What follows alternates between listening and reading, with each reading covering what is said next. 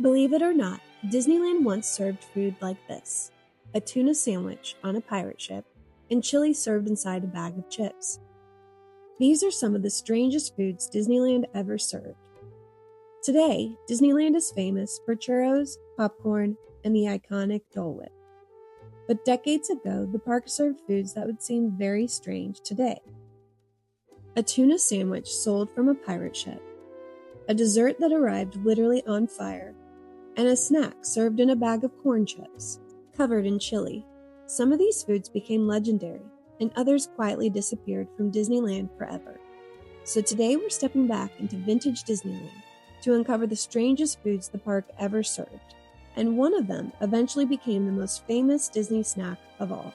One of the strangest restaurants in Disneyland history was shaped like a full pirate ship. In Fantasyland, guests could actually climb aboard the Chicken of the Sea pirate ship restaurant, but the menu was far less pirate-like. Instead of seafood feasts or exotic dishes, they served tuna sandwiches, and lots of them. The restaurant was sponsored by the Chicken of the Sea Tuna Company, and the menu included tuna burgers, tuna melts, and tuna salad plates. It was a strange combination: a pirate adventure sponsored by canned tuna. Families would sit on the deck of a pirate ship, eating sandwiches while looking out over the water. The ship remained in Disneyland for decades before finally closing in 1982. But for years, one of the park's most unusual meals was eating a tuna sandwich on a pirate ship. But that wasn't even the strangest snack in the park. Another unusual snack could be found in Frontierland, at a colorful restaurant called Casa de Fritos. The restaurant first opened in 1955 through a partnership between Disneyland and the Frito Company. It featured an adobe-style building and outdoor seating that gave the whole place a south-of-the-border atmosphere. The menu included Mexican-inspired foods like tacos, tamales, and a very unusual snack: Frito Chili Pie. The dish was simple and messy.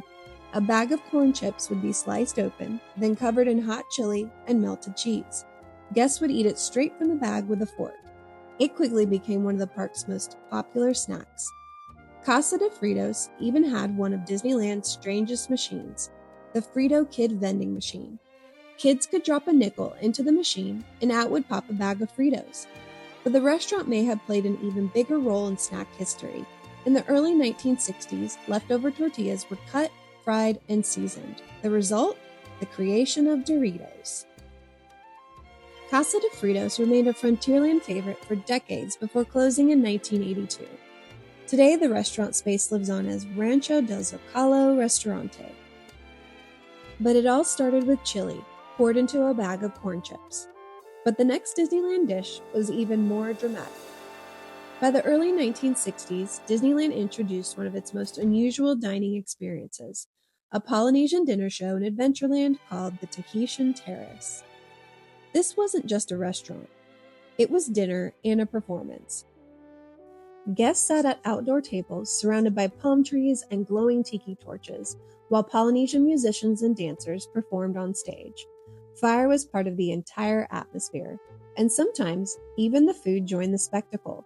One dessert was famously served topped with flaming caramel sauce, arriving at the table with real flames flickering above the dish. For many visitors, it was the first time their dinner came with a little fire.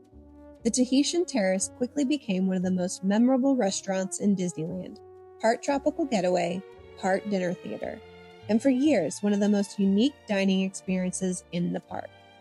But the most memorable Disney treat didn't disappear at all. In fact, it became one of the most memorable snacks ever served in the parks. In the early years of Disney parks, guests could order a frozen citrus drink that was promoted by the Florida citrus industry. The bright orange drink was cool, refreshing, and perfect for a hot day in the park. The promotion even introduced a cheerful mascot, a little character named Orange Bird. Guests loved the sweet citrus flavor, and the drink quickly became a favorite.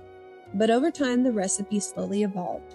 The citrus drink eventually transformed into a creamy frozen dessert, one that Disney fans now line up for every day, the famous Dole Whip.